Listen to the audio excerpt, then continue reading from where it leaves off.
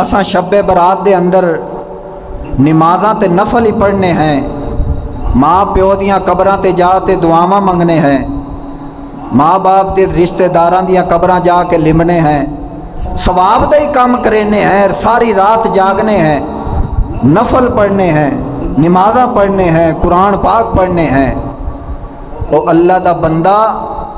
اسی تاں اس کام تو رکینے ہیں کیونکہ جس کام دے اتے پیارے پیغمبر دی مہر نہ ہوئے اساں او کام کرن دے نیڑے بھی نہیں جاندے۔ ہاں قرآن پاک پڑھنا بڑا ثواب ہے، نفل پڑھو، قرآن پاک پڑھو، مگر ایک رات نو متعین کر کے کہ اس رات نو پیارے پیغمبر نے کام کیتے ہن تا اے بن جیسی بدعت۔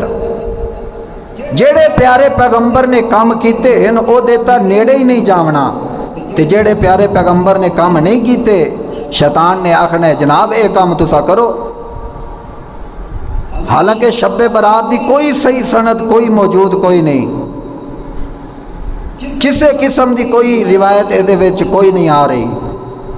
ایک دو روایتاں آندیاں شب برات دیاں، مگر امام بخاری رحمت اللہ علیہ نے آکھیا کہ ضعیف حدیثاں ہیں، اے ضعیف روایات ہیں، اے حضرت محمد پاک دے اتے بہتان لایا ہوا ہے۔ پیارے پیغمبر نے شب برات نہیں منائی، تے جیڑی رات دا اللہ کریم نے قرآن دے اندر ذکر کیتا ہے او ہے لیلۃ القدر دی رات، او لیلۃ القدر دی رات ہے تے اس دا اللہ کریم نے قرآن دے اندر ذکر بھی فرمایا ہے۔ آپ پہ خود سوچو تساں کہ او کیڑی رات ایسی ہے جیڑی پیارے پیغمبر نے اس رات نو عبادتاں بھی کیتیاں ہومن، قرآن پاک بھی پڑھے ہومن، تے مگر او دی کوئی سند کوئی او دی روایت نہ موجود ہوئے، کوئی ایسا کام کوئی نہیں۔ پیارے پیغمبر دا چھوٹے تو چھوٹا طریقہ بھی صحابہ کرام نے نقل کیتا ہے، چھوٹے تو چھوٹا طریقہ بھی آپ نے تک صحابہ کرام نے پہنچایا ہے۔ ہاں جیڑی رات دا اللہ کریم نے قرآن دے اندر ذکر فرمائے آؤ مسلمانوں اس رات دے اندر عبادتاں کریے، اللہ کریم نے کیڑی رات دا ذکر فرمائے انزلناہ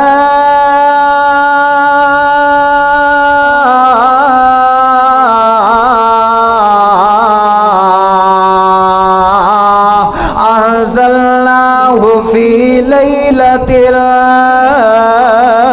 القدر،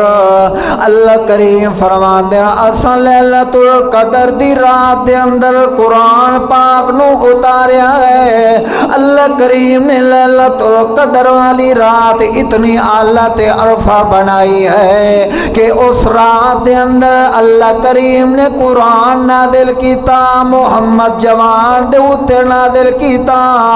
اللہ کریم نے لیلۃ القدر والی رات اتنی عظیم بنائی ہے، اللہ کریم نے انسانوں حکم دے کے آکھیا ہے مسلمان